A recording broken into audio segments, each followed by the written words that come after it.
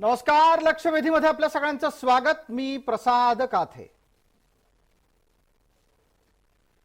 महाराष्ट्राच्या साठी अभिमानास्पद असलेल्या छत्रपती शिवरायांनी अब्जुल्याचा कोथळा काढण्याच्या साठी जे शस्त्र वापरलं ते शस्त्र भारतात आलेलं आहे. भारताच्या ताब्यात आलेलं हे शस्त्र केवळ एक शस्त्र नाही, तो आपल्या पराक्रमाचा दाखला आहे आणि केवळ तितकंच नव्हे तर तो येणाऱ्या अनेक पिढ्यांच्या साठीचा आदर्श सुद्धा आहे की देव, देश आणि धर्मावर चालून आलेल्यांचं काय करायचं असतं. छत्रपती शिवरायांनी कोथळा काढूनच अब्जुल्याला संपवलं हा इतिहास अनेकांना पटणार नाही. काहींच्यासाठी छत्रपती शिवरायांनी अब्जुल्याला गुदगुल्या करून मारलं इथपर्यंत सांगायची सुद्धा हिम्मत करत असतात. पण प्राप्त स्थितीमध्ये ही वस्तुस्थिती नाकारणारी कोणतीही घटना आता अस्तित्वात नाही, कारण शिवरायांचा स्पर्श असलेली वाघनखं आपल्या ताब्यात आलेली आहेत. ही 3 वर्षासाठी का होईना पण आपल्याला मिळाली आहेत आणि ही 3 वर्षात आपल्याला अभ्यासता सुद्धा येणार आहे. कारण अशा प्रकारचं कोणतंही शस्त्र यापूर्वी कुठेही कोणीही तयार केलेलं नव्हतं. ते महाराजांनी तयार केलं, ते धारण केलं आणि कर्तव्य सुद्धा बजावलं. हे सगळं करत असताना एक गोष्ट शिवरायांनी स्पष्ट केली, ती म्हणजे त्यांची त्यांच्या कर्तव्याप्रती असलेली निष्ठा. हे सगळं आपल्याला इतिहासात शिकवलेलं आहे, पण जे जे इतिहासात शिकवलेलं आहे ते नाकारणारी मंडळी सुद्धा आहे. जे वाघनख व्हिक्टोरिया अल्बर्ट म्युझियम मध्ये अर्थात वस्तुसंग्रहालयामध्ये संरक्षित आहे ते मुळात शिवरायांचं नाहीच इथपर्यंत जनमानसावर बिंबवण्याचा प्रयत्न काही जणांनी केला. काही महानुभाव तर वाघनख हे अस्तित्वातच नाही इथपर्यंत सुद्धा चर्चा करायला पुढे सरसावले. ही दोन्ही मंडळी शरद पवारांची कट्टर समर्थक आहेत, भक्त आहेत. मात्र पवारांनी स्वतःच त्यांचे कान उपटवले आणि कान उपाटणीच्या नंतर इंद्रजित सावंत आणि जितेंद्र आव्हाड काहीसे शांत बसलेले दिसतात. पण त्या निमित्तानं सुरू केलेला विषय शांत बसलेला नाही. शिवरायांचं वाघनख आपल्याकडे आलेलं आहे याचा अभिमान आणि आनंद बाळगायचा का त्यावर वाद घालायचा हा मुद्दा उरतोच. या निमित्तानं आजच्या चर्चेत आपल्यासोबत जोडले गेलेल्या मान्यवरांचा मी आपल्याला पटकन परिचय करून देतो. आपल्यासोबत संभाजी ब्रिगेडच्या कडून प्रतिनिधी प्रवक्ता या नात्यानं संतोषजी शिंदे आहेत. स्वराज्य संघटनेच्या कडून आपल्यासोबत रघुनाथ चित्रे पाटील आहेत आणि भारतीय जनता पार्टीच्या कडून आपल्यासोबत चर्चेमध्ये गणेशजी खंडकर आहेत. सर्व मान्यवरांचं या चर्चेत स्वागत. माझा पहिला आणि पटकन प्रश्न हा आत्ताच्या घडीला संभाजी ब्रिगेडचे संतोष शिंदे यांना आहे. संतोषजी, माझा आवाज अतिशय नीट आपल्यापर्यंत पोहोचतोय अशी अपेक्षा आहे. तुम्ही वाघनख दिलं गेलं त्यावेळेला एक लाल वेस्टर्न त्याच्यासोबत दिलंय, त्यावर काय लिहिलंय हे वाचलं का? वाचायचा किंवा ते आपल्यापर्यंत येण्याचा संबंध येत नाही, परंतु छत्रपती शिवाजी महाराजांच्या कर्तृत्वाचा इतिहास आहे आणि शिवाजी महाराजांची जी जी साधनं आहेत ती खरं तर जतन केली पाहिजेत. परंतु इतिहास संशोधक ज्यावेळेस आपली भूमिका मांडतात, ज्यावेळेस शिवरायांचा खरा इतिहास समोर आणण्याचा प्रयत्न करतात, त्यावेळेस त्यांची भूमिका सुद्धा समजून घेतली पाहिजे. जर इंद्रजित सावंत साहेब आजपर्यंत खरा इतिहास मांडत असतील आणि जर त्यांनी सरकारच्या भूमिकेवर संशय घेतला असेल तर त्याच्यावर काय लिहिलंय ह्याच्यापेक्षा इतिहासामध्ये काय दडलंय हे सुद्धा तपासलं गेलं पाहिजे. जर साताऱ्यामध्ये 1919 पर्यंत वाघनखं होती असं जर चित्र असेल तर मग अचानक तिकडे कसं काय गेलं आणि आत्ताच ज्या वेळेस भाजप अडचणीत असतं त्यावेळेस छत्रपती शिवाजी महाराजांचं वेगवेगळे याची आठवण का येते, तर हा सगळा संशयास्पद गोष्ट आहे. पण ती आणली गेली पाहिजे आणि नुसती भाड्या तत्वावर न आणता ती कायमस्वरूपी महाराष्ट्रामध्ये आणली गेली पाहिजेत. याच्या अगोदर भवानी तलवारीचा सुद्धा उल्लेख सरकारच्या वतीनं करण्यात आला, परंतु हे सगळं तात्पुरतं बोललं जातं आणि जे महाराष्ट्रासमोरचे प्रमुख विषय आहेत मोठे मोठे त्यांना डायव्हर्ट करण्यासाठी आणि भाजप अडचणीत आले कीच मग शिवरायांचे विषय येतात, याच्यावर मात्र संशय निर्माण होतो. खरा इतिहास महाराष्ट्रासमोर येण्यासाठी जी काही शिवाजी महाराजांची अस्सल पत्र असतील, साधनं असतील ती महाराष्ट्रासमोर आली पाहिजेत आणि ज्यांनी ज्यांनी अभ्यास करण्यासाठी गोळा केली आणि नंतर नष्ट केली त्यांची सुद्धा नावं महाराष्ट्रासमोर आली पाहिजेत. ठीक आहे, आपण थेटच या मुद्द्याला अशा पद्धतीनं वळणावर नेलेलं आहे की भाजप अडचणीत आला म्हणून ही चर्चा होते आहे. प्रत्यक्षात इंद्रजित सावंत यांच्या मार्फत जे आक्षेप नोंदवले गेले ते 1917 पर्यंतच्या सातार गादीच्या संदर्भातले होते. आता तुम्ही 1919 म्हणत आहात. तपशिलातला हा फरक चर्चेला मुद्दा येऊ शकतो. आत्ताच्या घडीला आपण तुम्ही समोर ठेवलेला मुद्दा घेऊ आणि त्याला पुढे नेऊ. तुम्ही म्हणताय भाजप अडचणीत आला तेव्हा त्यांना शिवरायांची आठवण येते. गणेश खंडकर, आता दोन मुद्दे इथे स्पष्टपणे दिसत आहेत. एक, वाघनख आणण्याची चर्चा काही आजची नाही, ती 1.5 वर्ष जुनी आहे. दुसरी गोष्ट, वाघनख आणणार हे सांगितल्यानंतर कोणी विरोध करायला उठलं नाही. विरोध कधी झाला तर ज्या वेळेला वाघनख मिळतंय आणि त्याचं श्रेय मुनगंटीवारांकडे जात आहे हे दिसलं तेव्हा. पण त्याही पलीकडे जाऊन मला आपल्याला थेट विचारायचंय गणेश खंडकर, आत्ता भाजप अडचणीत आहे असा शोध संभाजी ब्रिगेडनं लावलाय. खरं काय, तुम्ही कोणत्या अडचणीत आहात की तुम्हाला शिवरायांची वाघनख त्यातून तारून नेतील असं वाटतं? मुळात असं आहे की प्रसादजी, वाघनख भारतामध्ये येत आहेत हा आपल्या सर्वांसाठी अतिशय अभिमानाचा विषय आहे. आता या बाबतीतली जी चर्चा सुरू असताना आपण जो विषय म्हणालात की होय ही वाघनख भारतात आणली जाणार आहेत असं ज्या वेळेला याची चर्चा सुरू झाली तेव्हा खरंच कोणाला याविषयी काहीही आक्षेप नव्हता. असं आहे की इंद्रजित सावंत यांच्याविषयी मी फार अधिक बोलणं बरं नाहीये. मी अनेक वेळेला आपल्या चॅनलवरती किंवा इतर चॅनलवरतीही त्यांच्यासोबत चर्चेला बसलेलो आहे आणि त्यांची मतं मी ऐकलेली आहेत. ते काय आपल्या दृष्टीने बोलतात आणि स्वाभाविक आहे. आता संतोष शिंदे इथे बसलेले आहेत. भारतीय जनता पार्टी अडचणीत आली म्हणून वाघनख आम्ही आणायला गेलो. मी तुमचं मनापासून अभिनंदन करतो.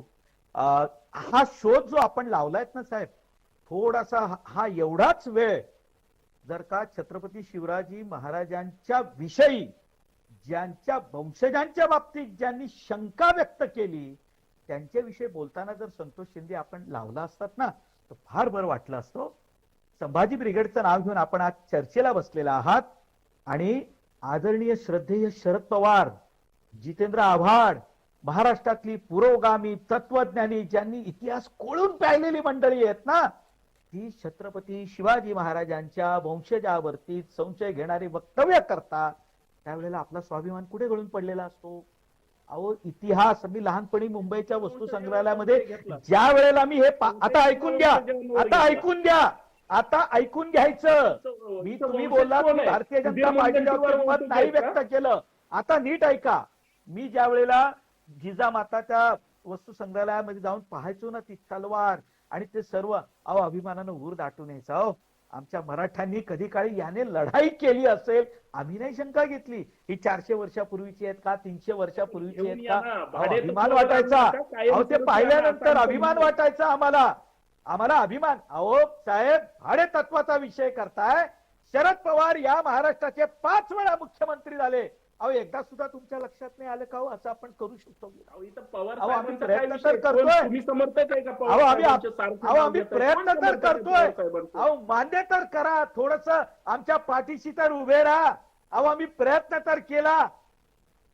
काय बोलताय साहेब? बिलकुल गणेश खंडकर, या मुद्द्यावर पटकन आपण संतोष शिंदेना बोलण्याची संधी देऊया. संतोष शिंदे तुमचं म्हणणं पूर्णपणे ऐकत होते. आणि शिंदेजी, हा चर्चेतला एक महत्वाचा मुद्दा आहे की ज्या वेळेला छत्रपतींचा स्पर्श लाभलेली वाघनख भारतात येतात, महाराष्ट्रात ती अनेक जणांना पाहायला मिळणार आहेत, अत्यंत जवळून पाहायला मिळणार आहेत.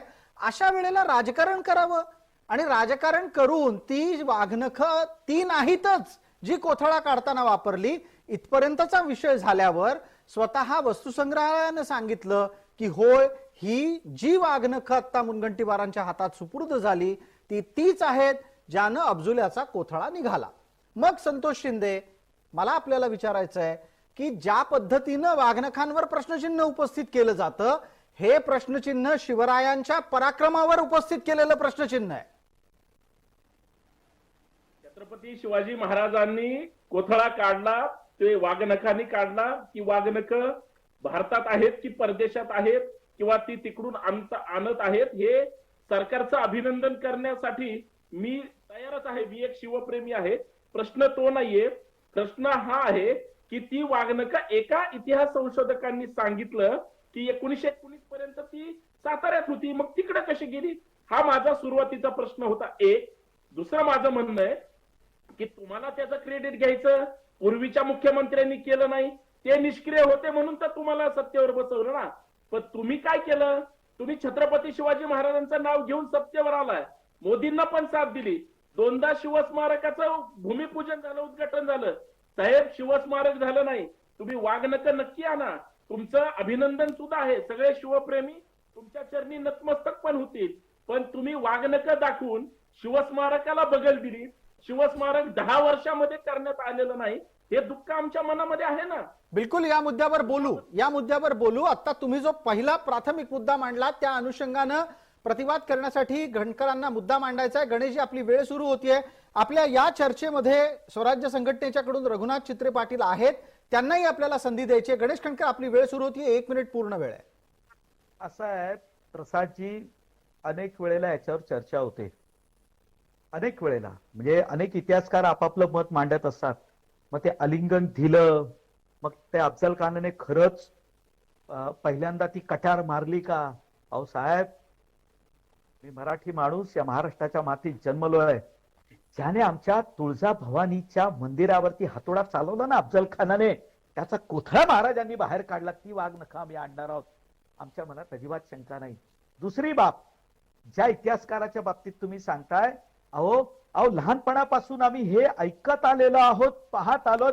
बाबासाहेब पुरंदरेंनी जो इतिहास आमच्या समोर जाणता राजामध्ये मांडला, त्या ठिकाणी छत्रपती शिवाजी महाराजांचं वर्णन करणारा कवी भूषण, अहो ते खोटं असेल तर संभाजी संभाजी ब्रिगेड किंवा संतोष शिंदे, आपण इतिहासकारांना सांगून ते खोटं ठरवा. अहो त्यांना सुद्धा इंद्रजित सावंत त्यांच्याविषयी सुद्धा शंका उपस्थित करताय. मग आम्हाला इतिहास चुकीचा शिकवला की काय?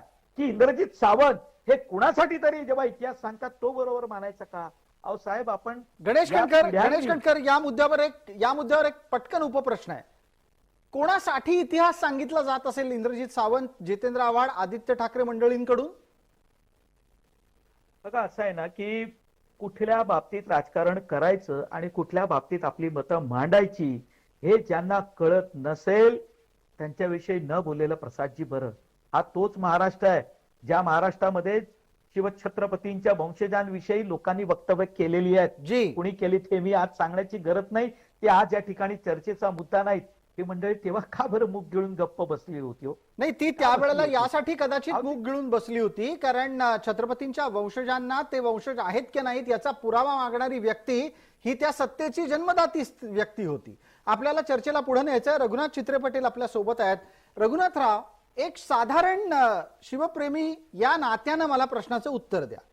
जेव्हा तुम्हाला असं दिसेल की ते वाघनख ज्याला छत्रपतींचा स्पर्श झालाय, ज्या वाघनखानं अब्जुल्याचा कोथळा निघाला, ते वाघनख तुमच्या समोर आहे, तुमच्या अंगावर काटा येईल की नाही रघुनाथ चित्रे पाटील? येस, की सर्वात प्रथम मला हे व्यक्त करायचे की प्रथमतः महाराष्ट्र शासनाने हे वाघनख महाराष्ट्रात आणले. मी काय सरकारची बाजू मांडायला इथं आलो नाही, पण त्याचं आम्ही जल्लोषात स्वागतच केलेलं आहे आणि स्वागत करणार, पहिले प्रथमतः. दुसरी गोष्ट, आपण जो प्रश्न मला विचारलाय की माझ्या अंगावरती ऐकून सुद्धा शहारी निर्माण होत आहेत आणि ते बघितल्यानंतर तर डोळ्यातनं पाणी सुद्धा निघू शकेल तिथं आणि मन भरून येईल ते बघताना. कारण आमच्या राजाचा जो पराक्रम आहे आणि ज्या शस्त्रांनी त्या अफजल खानाचा वध केलेला आहे ते प्रत्यक्ष शस्त्र आम्हाला ते बघायला भेटणार आहे. प्रथमतः त्या राजांनी ते शस्त्र निर्माण केलेले आणि त्या शस्त्रांनी जगामध्ये पहिल्यांदा असं शस्त्र असू शकतं हे जगासमोर आलेले. तर त्याच्यामुळे प्रथमतः हे वाघनख आम्हाला पाहण्याचं भाग्य आज लाभणार आहे. त्याच्याबद्दल मी शासनाचं जी रघुनाथराव, मग पुढचा माझा मुद्दा आपल्याला असा आहे आणि तो तुम्ही शिवप्रेमी या नात्यानंही त्याचं उत्तर द्यावं. स्वराज्य संघटनेची या प्रकरणी भूमिका काय तेही सांगावं की येणारी वाघनख ही ती वाघनख नाहीतच जी छत्रपतींनी वापरली अफजुलाचा कोथळा काढायला, असं सांगितलं जातं, तेव्हा शिवप्रेमींची प्रतिक्रिया काय येते?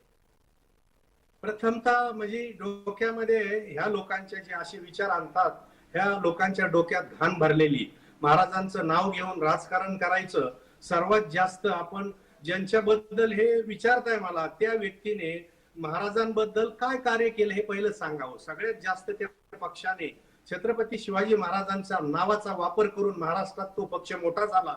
त्या पक्षाने आजपर्यंत छत्रपतींसाठी काय केलं याचं उत्तर त्या पक्षाचे जे काय प्रवक्ते येऊन हे प्रश्न विचारतात त्यांनी दिलं पाहिजे. दुसरा माझा त्याच प्रवक्त्यांना हा प्रश्न आहे की तुम्हाला अशा छोट्या छोट्या गोष्टीत राजकारण करताना मनाला लाज कशी काय वाटत नाही की तुम्ही छत्रपती बद्दल बोलताय आणि छत्रपतींच्या त्या शास्त्राबद्दल बोलताय. तुमच्याकडे अनेक विषय आहेत, त्या विषयावरती तुम्ही भाष्य करा, पण छत्रपती बद्दल भाष्य करताना 10 वेळेस विचार करा. नसता स्वराज्य संघटना अशा लोकांना रस्त्यावरती पण प्रश्न विचारल, त्यांना अडवून पण प्रश्न विचारल.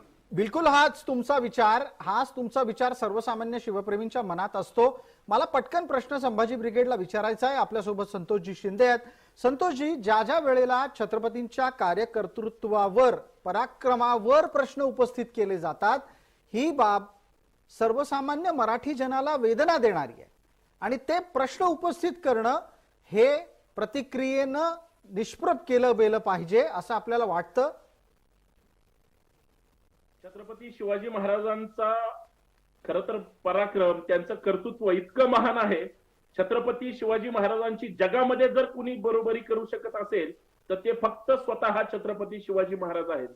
परंतु छत्रपती शिवाजी महाराजांनी ज्या संघर्षातून स्वराज्य निर्माण केलं, ज्या मावळ्यांनी सोबत दिली आणि ज्या मावळ्यांमुळे छत्रपती शिवाजी महाराज स्वराज्य घडवू शकले, त्या छत्रपती शिवाजी महाराजांवर ही चर्चा का होते तर जाणीवपूर्वक तथाकथित इतिहासकारांनी सोयीनं, काही बाजून असतील काही विरोधात असतील, सोयीनं चुकीच्या पद्धतीनं इतिहासात मांडणी केली, इतिहास मांडला गेला आणि म्हणून इतिहासामध्ये जी काही वाद आहेत, जी वाद लावले जातात किंवा वाद लावण्यासाठी काही ठराविक विचारधारा जी पुढाकार घेते, त्याच्यामध्ये आमच्या कर्तृत्व आणि इतिहासाचं सुद्धा नुकसान झालंय आणि याच्या वेदना प्रत्येक शिवप्रेमी म्हणून इतक्या होतात आणि त्याच्यासाठी आम्हाला सतत झगडावं लागतं. हे याच महाराष्ट्राचं दुर्दैव आहे, वेगळं सांगायची गरज नाही. बिलकुल तुमच्या या मुद्द्याला धरून पुढे जाऊयात आणि जो मुद्दा काही काळापासून सातत्यानं तुमच्याकडून समोर येतोय तो आहे शिवस्मारकाचा. गणेश कणकर, त्याचंही उत्तर लागेल. महाराष्ट्र निश्चित भव्य दिव्य आदर्शवत शिवस्मारकाची वाट पाहतोय. शिवस्मारक आता कुठं अडलंय याचं उत्तर भाजपकडे आहे का? प्रसादजी, असं आहे की या विषयाचा सगळा जो पाठपुरावा किंवा याच्या मागे जे सर्व धावपळ चालू होती ती मेटे साहेबांची सुरू होती. दुर्दैवानं त्यांचं निधन झालं आणि तुम्ही जो प्रश्न विचारताय तो माझ्यासारख्या माणसाला मनाला बोज देत असतो. परंतु 2019 साली जे काही सत्ता 2.5 वर्ष महाराष्ट्रात आमची नव्हती, मधल्या काळामध्ये मेटेंचं निधन झालं, त्यामुळे तो विषय तांत्रिक बाजू काही वेळेला अनेक विषय त्यामध्ये होते. आपण त्याचं भूमिपूजन केलं, परंतु सुरुवात झालेली नाही ही तर गोष्ट खरी आहे. परंतु आज तुम्ही हा विषय उपस्थित केलाय, नेमकं हे अडलंय कुठे? मला जो विषय माहितीये तो मी आज इथे तुम्हाला सांगू शकत नाही, पण तुम्ही म्हणता ही गोष्ट खरी अडलंय आणि कुठे अडलंय याची माहिती मी घेण्याचा नक्की प्रयत्न करेन. बिलकुल तुम्ही त्याची माहिती घ्यालच, पण हे उत्तर सत्तेत असलेल्यांकडून येत आहे ही बाब चिंतेची आहे. संतोष शिंदे, आपल्याला असं नाही वाटत? हे सगळ्यात मोठं दुर्दैव आहे. सरांनी आता जी भूमिका मांडली पक्षाचे म्हणून, पण तुम्ही आम्ही या महाराष्ट्रामध्ये राहतो, आपण शिवप्रेमी आहोत. आपल्या देशाच्या प्रधानमंत्र्यांनी, तत्कालीन माननीय मुख्यमंत्री देवेंद्र फडणवीस साहेबांनी आपल्या समोरच, आपल्या नजरेसमोर उद्घाटन केलं, भूमिपूजन झालं, जलपूजन झालं. केंद्रात तुमची सत्ता आहे, 2.5 वर्षाची प्रत्येक वेळी उदाहरणं देतात कुठल्याही चर्चेमध्ये. सोडा ना ती महाविकास आघाडीची 2.5 वर्ष, पण तुम्ही 10 वर्ष झालं सत्तेमध्ये आहात. आम्ही गेली 15-20 वर्ष झालं शिवस्मारक मुंबईमध्ये अरबी समुद्रात व्हावं म्हणून मागणी करतोय आणि पाठपुरावा करतोय. तुम्हाला कसं काय माहिती असू शकत नाही? सरकारला ते करायचं नाही. सरकार फक्त शिवप्रेमींच्या. गणेश कणकरांना याचं उत्तर द्यायचंय, वेळेची मर्यादा आहे आपल्याकडे प्रत्येकासाठी. गणेश कणकर, पटकन उत्तर द्या. मी एक पहिलं स्पष्ट करू इच्छितो. एक तर मुळात तुम्ही 10-15 नाही, तुम्ही 20 वर्ष पाठपुरावा करत असाल तर 2014 पूर्वी ह्यातलं काय झालं, कधी एकदा संभाजी ब्रिगेडने प्रेस कॉन्फरन्स घ्यावी आणि महाराष्ट्राला सांगावं की 2014 पर्यंत हा विषय आम्ही इथपर्यंत आणला होता आणि मग म्हणून आमचं काम अडलं होतं. आम्ही 2014 साली सत्तेवर आलो, त्याच्या संदर्भातला DPR तयार केला, त्याच्या संदर्भातला प्रोजेक्ट तयार केला, त्याचा निधी मंजूर केला, पंतप्रधानांच्या हस्ते आम्ही त्याचं जलपूजन केलं. जर तुम्ही 10-15 वर्ष त्या विषयाच्या मागे होतात तर आमची ही मधली जर 7.5 वर्ष जर आपण सोडली, पहिली 5 वर्ष आणि आताचं 1 वर्ष, तर आम्ही 6 वर्ष सत्तेवरती आहोत, 10 वर्ष नाही. आम्ही पळ काढणार नाही. छत्रपती शिवाजी महाराज आमच्या अस्मितेचा विषय आहे, म्हणून नंतर तुम्ही 15-20 वर्ष शब्द वापरलात. जी साहेब, हात जोडून विनंती करतो, पहिली 15 वर्ष आपण काय केलं, कुठे अडलं होतं, जरा एकदा प्रेस कॉन्फरन्स घ्यावी आणि कृपया महाराष्ट्रासमोर आपण जी आणावं. गणेश खंडकर, तुम्ही आणि मी, आपण दोघंही जवळपास गेली 25-30 वर्ष राज्याचं राजकारण जवळून पाहतोय. RR पाटलांच्या माध्यमातून सुरू झालेला हा शिवस्मारकाचा विषय नंतर निवडणुकीत 2दा त्यांना फायदा देऊन गेला. हेच इथलं वास्तव राजकीय आहे. आपल्याला पटकन रघुनाथ चित्रे पाटील यांच्यापर्यंत पोहोचायचंय. रघुनाथराव, राजकारण काही क्षणासाठी बाजूला ठेवा आणि मला स्पष्टपणे सांगा, जेव्हा हे वाघनख भारतात पोहोचेल, महाराष्ट्रात येईल, त्यावेळेला प्रत्येक मराठी जनाचा ऊर उचंबळून येणार आहे. तुम्ही तुमच्याकडून हे वाघनख प्रत्येकानं पाहावं आणि त्यातलं शौर्य कौशल्य अनुभवावं, यासाठी काय करणार आहात? आम्ही तर प्रथमतः स्वराज्य संघटनेच्या वतीने त्या वाघनखाचं जल्लोषात स्वागत करणार आणि आमच्या सर्व टीम ते वाघनख बघायला, प्रत्यक्ष अनुभव घ्यायला तिथे जाणार. भक्तांचा आणि ऐकण्यातला जो फरक आहे तो प्रत्यक्ष आम्ही ते बघून अनुभव घेणार त्याचा. आणि प्रथमतः माझी सरकारला विनंती की हे वाघनख आता परत त्या लंडनला गेलं नाही पाहिजे, ते कायमस्वरूपी महाराष्ट्रातच राहिलं पाहिजे. नसता याच्यावरती परत राजकारण होणार आणि आंदोलन सुरू होणार. तर त्याची काळजी सरकारने आतापासूनच घ्यावी आणि त्या ब्रिटिश सरकार बरोबर काय करार केलेला असेल तो करार चेंज करून कायमस्वरूपी महाराष्ट्रामध्ये वाघनख कसं राहील याची सरकारने काळजी घ्यावी. बिलकुल तशीच अपेक्षा अगदी प्रत्येक शिवप्रेमीची आहे. आणि महाराष्ट्रात वाघनखाचा ठेवा हा शौर्याच्या पूजनाचा उत्सव झाला पाहिजे, अशी आमची किमान अपेक्षा या निमित्तानं सरकारकडे आहे. आपण सर्व मान्यवर चर्चेत सहभागी झालात, आपली मतं मांडली, त्याबद्दल मनपूर्वक आभार. लक्षवेधीच्या या चर्चेत तूर्तास इतकंच. सर्व प्रेक्षकांना जय महाराष्ट्र.